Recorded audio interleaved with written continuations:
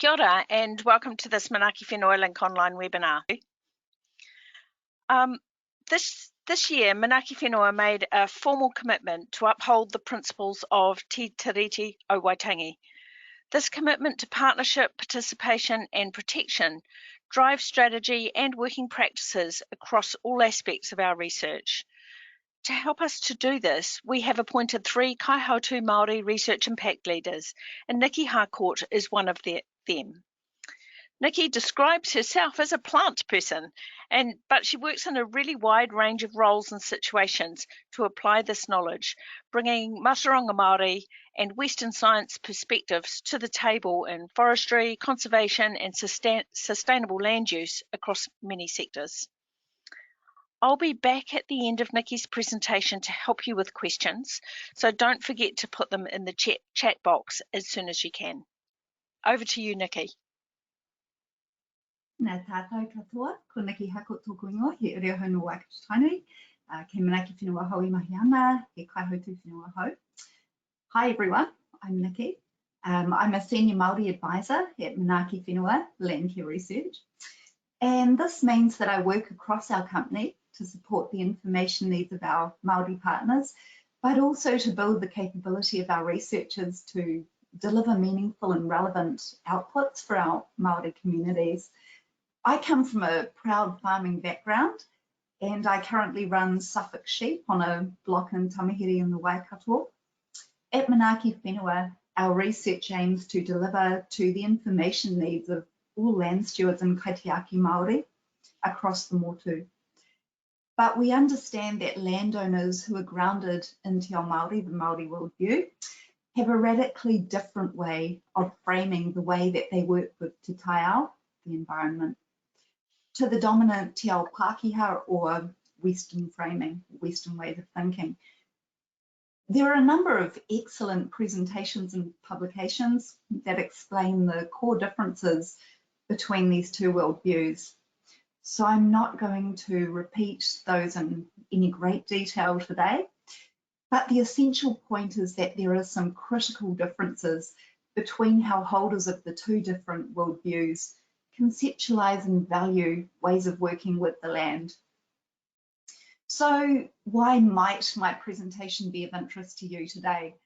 Well, perhaps you're interested in using some different types of information over and above the usual or the standard soil chemistry type data, return on investment projections, and so forth to make decisions on your farm. Or perhaps you want to explore how to better support information needs when you're working with holders of a Te Ao Māori worldview. My focus here today is to share some insights about how we can deliver information that will better resonate with landowners who are grounded in Te Ao Māori. These insights come from working with many different whānau, hapu and iwi groups across the country. And if there's one thing that I hope I can leave you with today, it's a clear understanding of why the usual data might not be that useful if you frame the way that you think about the whenua differently. So in terms of some take-home messages, these are that the way that we frame our relationship with the environment shapes our information needs. In addition to standard data sets, Manaaki Whenua can deliver more nuanced information, and that Māori are a diverse grouping. There is no one-size-fits-all solution when it comes to Māori data needs. It's really important to ask about their data needs and not to assume anything. So now, a little bit about why having different worldviews creates different data needs. I've talked about the usual data needs. So what do I mean by that? Well, this framing is what we refer to as a Western or a Te Ao Pākehā worldview.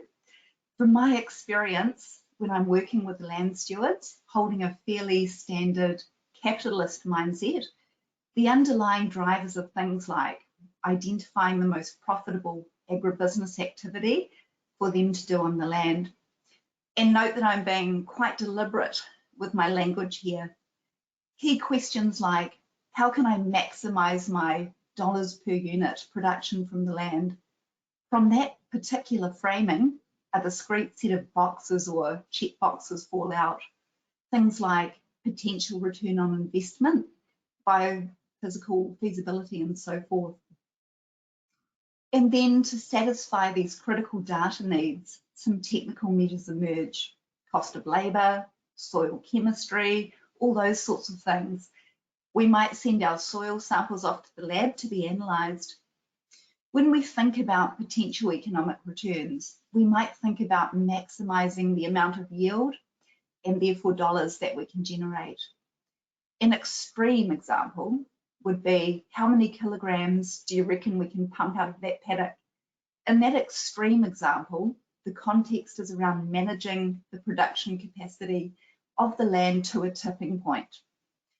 In this case, the purpose of the farm would purely be to make profit. Clearly, things like overgrazing or stripping of topsoils are not compatible with environmental health. Now I say extreme example, because I'm aware that there are many examples of people who, while they identify as having a Western worldview or a te ao Pākehā worldview, they also describe themselves as taking a holistic approach. And I can almost hear some of you shouting that the productionist approach to exploiting every ounce of energy out of the land belongs to a previous century. There are many practices that Pākehā farmers undertake, like fencing off highly erodible gullies, encouraging reversion of native plants, that do demonstrate being mindful of trying to manage their activities in a balanced and sustainable way. Examples where, yes, profit is important, but other aspects are equally important. And this is often the case with intergenerational farm businesses.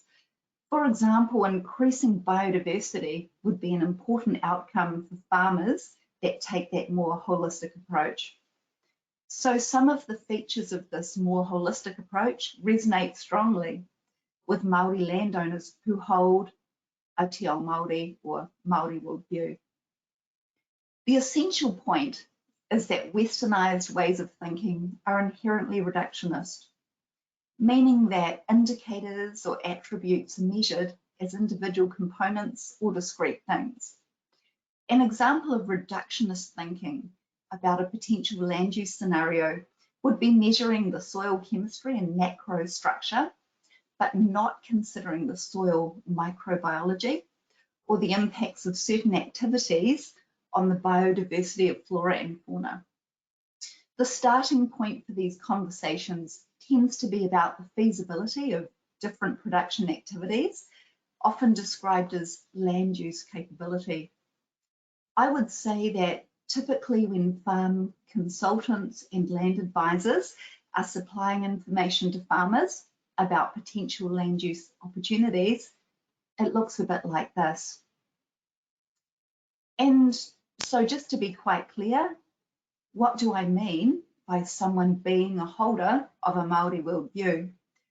Well, it's critical to understand that Māori are a diverse grouping of people. We're Māori if we have whakapapa, pure and simple. That is, if we have a genealogical descent from a Māori ancestor. But being Māori doesn't necessarily mean that someone holds a Māori worldview. There are clearly many reasons for why this might be the case. One of the key ones is due to our country's colonial past and the disconnection of so many of us with our whenua and ultimately with our culture. But we're going to park that here. Holders of a Māori worldview have a radically different way of framing their relationship with the environment, te taiao, to that embodied by the dominant neoliberal paradigm or the prevailing Western way of thinking. Before, I mentioned that a Pākehā approach to thinking about alternative land use opportunities begins with a productionist perspective. What is the land use capability? What types of agribusiness would work with the character of the land? For holders of a Māori worldview, the framing of the conversation is different. And this begins by putting the watercourses and the other treasures of the landscape at the centre, and asking, what can I do that will uphold the health of this awa, this river, and so forth. Te ao Māori, the Māori worldview, evolved over centuries of living in close connection with te taiao. We talk about our whakapapa connections to natural resources, to place, and to bodies of knowledge. We talk about our natural resources as taonga, or gifts, that have been handed down, and we have an obligation to care for these just as we would our human relatives. When we talk about Māori ways of thinking about what actions to take with respect to our land, to our whenua, we're driven by a set of core values that are based on underlying principles. While the principles themselves are highly conserved across hapu and iwi, and by way of example, one principle would be living in reciprocity with te taiao. The specific values that individual hapu or iwi might identify as being core to them can and do differ from place to place. And this is reflective of political and place-based histories and experiences. So what does this mean in terms of data needs then? Well, in terms of the available technical data and tools, while much of the existing information is useful, there are a couple of issues. Number one, the holistic or whole of landscape approach that I've just described requires far more data than is used in a reductionist framing. For example, we need to go well beyond that basic checklist of things like soil chemistry and so forth. There's a thirst for information about all components of the ecosystem, earthworm counts, biodiversity below ground as well as above ground, and so forth. Not only in terms of baseline data, but also what the potential impacts of different activities might be. Some of these additional data sets may not be easily accessible, either because they're not widely available or because the format of this data is meaningless to someone who is not skilled in the subject area. And a very important point, for holders of a Māori worldview, our ways of thinking about alternative land use opportunities mean that mātauranga Māori, so Māori knowledge, may often be more valuable to us than technical data alone. So a good example of mātauranga Māori or te ao Māori derived knowledge would be a cultural values assessment. And I'm sure many of you are familiar with what a cultural values assessment is. Here's an example where a Māori Lands Trust have assessed the likely impact on the value kaitiakitanga of implementing mahinga kai farming as a land use opportunity. In this case, it involved embracing the natural character of the whenua by allowing it to flood so that culturally important kai species like tuna or eels and other fish, along with watercress and other wetland plants, could flourish. In order to undertake a cultural values assessment, you must hold a te ao Māori worldview. Having that cultural competency enables the assessment of relative impacts on Māori, meaning the intrinsic life force or vitality of something. And I'm sure many of you are familiar with the technical data sets and tools that we have at Manaaki Whenua. As a world leader in the landscape mapping field, we bring together data collected from remote sensing, from drones and satellites, and digital programs such as SMAP to identify features of the landscape. SMAP is our National Soil Survey data management system and holds information from more than 10 million hectares across the motu. Although we are yet to address the large tracts of whenua in the East Coast and other areas, but we're currently working on addressing these information gaps. SMAP is designed to help you understand your soil type, things like its depth, its stoniness, its texture, and its capacity to hold water. better informing your decisions around potential ways to work with your land. This information is complementary to the deep place-based knowledge that enables land stewards and kaitiaki to match their choice of activities with the health and needs of the land. For example, retiring highly erodible gullies and enabling reversion to occur. You can access this information through LINKOnline. It's easy to use. You just enter your address and take a look at the soil types at the location where you live. We have Whenua Viz, a visualization tool for Māori landowners to access biophysical information about their whenua. I use this to help inform the land use assessments I undertake with our Māori partners.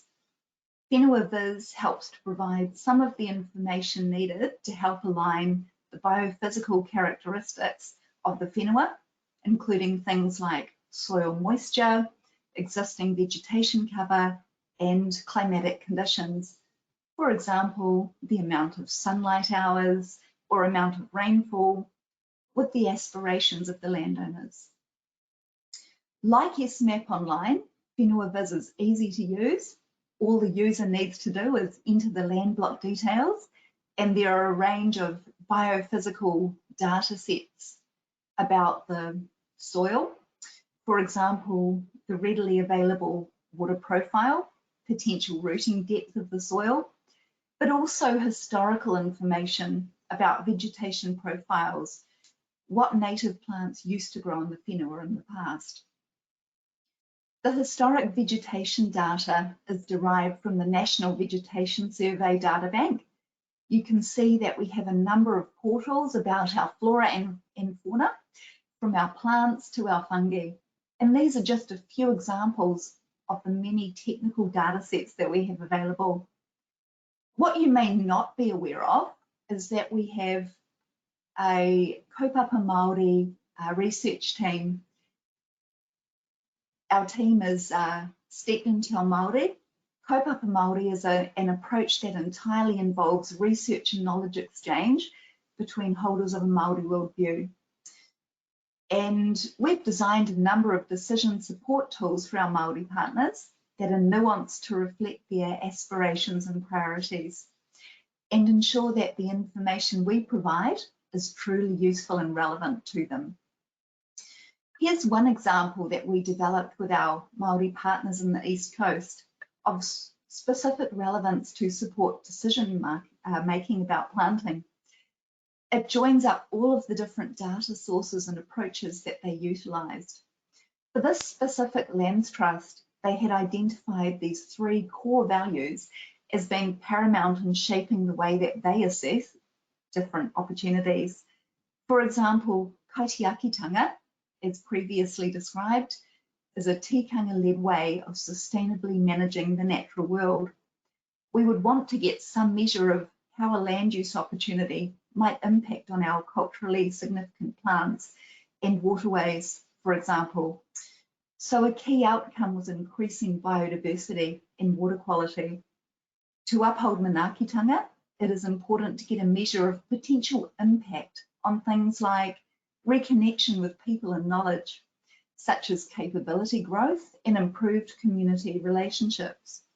A key outcome was reconnecting shareholders with knowledge that had been passed down and reconnecting them with familiarity and passion about their whenua. And then whakatipu rawa is the upholding of things like livelihoods, thinking about how different land uses will be scheduled over a year, how many FTEs or roles will be created. So stimulating economic returns was important, but mainly so that it could support whānau moving home. The essential point here is that the Lands Trust made their decisions by bringing together Māori knowledge and technical data. And this gave them the holistic information they required to make an informed decision and feel confident that their choices would uphold their values and aspirations. So just reinforcing that at Manaaki Whenua, we recognise that Indigenous and Western knowledge are both equally valid. That in addition to standard data sets, Manaaki Whenua can deliver more nuanced information according to the needs of our research partners and clients. And also that the framing of a land steward's approach towards the environment absolutely determines the type of data and information that they will seek, and that will be useful and relevant to them. So I hope that this has been informative and that you better understand how we at Manaaki Whenua can provide data and support for making land use decisions that goes beyond the standard offer. Kia ora. Great. Hey, thanks very much for that, Nikki. You've covered an awful lot of ground there. I've just got one quick question before we go to a couple that are coming in online. Other CRIs are sometimes working in some of these same areas. How does your work align with work happening in some of the other science organisations? Yes, so we, the Māori researchers, are working in a very coordinated and joined up way across the CRIs. Some of you out there may be familiar with the National Science Challenges. I'm Te Ao Māori lead in our land and water, whiriwhiri ora, land use opportunities, one of the programs, one of the many programs, and it involves the researchers from the different CRIs coming together in these spaces. We also have an active research network with regular meetings and so forth as well. Great. Now, look, I have a question from Lionel, which I think is a great one. Is there much acceptance or even knowledge of Te Ao Māori in the sectors that support farming, like banking and farm advisors? And if not, how can that be changed? So to answer your question, Lionel, this is an area that is evolving quickly, and what I mean is there's a genuine appetite and openness to incorporate more Te Ao Māori thinking in these sectors. Part of it is just making sure that the people working in these organisations understand that there is a demand, right? So making them aware that this is information that you want. That's part of it. Those of us in the research programs and the National Science Challenges, this is the message, of course, that we're conveying, that having people out there on the whenua asking for the same data, the same information is part of getting there, I guess. Great, thank you. Now, there's actually a question come in that I can answer for once, and I'll quickly deal with that because I think it is really relevant across both this conversation and wider aspects of what Manaaki Whenua do. But somebody, I've lost the name here, has asked whether the information that we deliver through Whenua Viz, which is focused around Māori land blocks, is available across all the landscape, like any kind of land. And yes, it is. It's not in the same tool, but it's in a tool called Our Environment. And these two tools look quite similar. It's just that with Whenua Viz, we've made it extra easy for people to find the information that's relevant to them and to locate their land where I think Nikki said a lot of people perhaps don't have the connection still to know exactly where to look. So just thought I would answer that one because it speaks to that wider sort of Manaaki Whenua data piece. Now there's a few more questions coming in and I'm just having a look to see. But maybe that leads to another question as well, Nikki. How would you suggest that a Pākehā landowner, what can they learn from maybe their Māori neighbours around embracing this more holistic worldview? How would they start that conversation? Well, that's probably the easiest question, Christine. It begins with a cup of tea, right? So it's really just about starting that conversation, being open, and yeah, just sharing that time. It is actually that simple. And leading on from that, catchment groups are obviously a really big feature of our rural landscapes these days. Do you see te taiao partnerships in a catchment group as a good way to start bridging the gap between Mataronga Māori? Absolutely. That's right. And there are some really good examples out there of where it's working very well. Again, it all just comes back to the sort of the openness and the attitude really of the people involved, doesn't it? It's all about the relationships. Great. Now a research question. For emerging researchers with an interest in bringing te ao Māori perspectives to bear and integrate within their own research design, what resources or conversations would you recommend?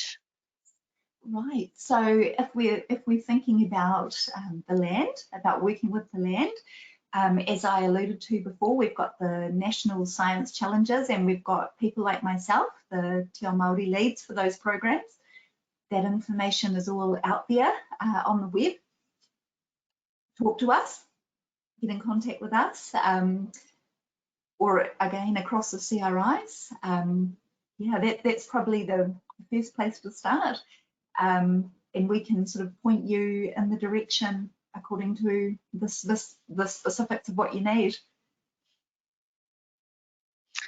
Thanks, Nikki. And I think just one last question. You referred at the beginning of your presentation to some background reading material. We wondered if maybe you could provide some of the titles and some recommended reading for people that want to understand this more. Yeah, sure. So what we'll do is put that in the responses, questions and answers, and we'll make sure that some links to readily available online materials are there. Yeah, and probably just the other thing to add, Christine, is we're at field days for the next 3 days, so come and see us. Great. Look, and I know that everyone's really busy getting ready for field days, so we're going to wrap this webinar up here. There are some great questions still unanswered, but Nikki and the team will look at those, come back to the people who have asked those questions, and we will also share all the Q&As up on our website as we normally do after alongside the presentation in a few days. We have one more LINKOnline webinar before Christmas. The topic is secret. Watch yourself because it's some really hot off the press new material coming your way. So watch your inbox for an invitation and more details about that. But save the date, the 15th of December. We'll wrap it up there. Thanks very much for coming along and joining us, and thanks very much, Nikki, for a great introduction to this work. Bye for now.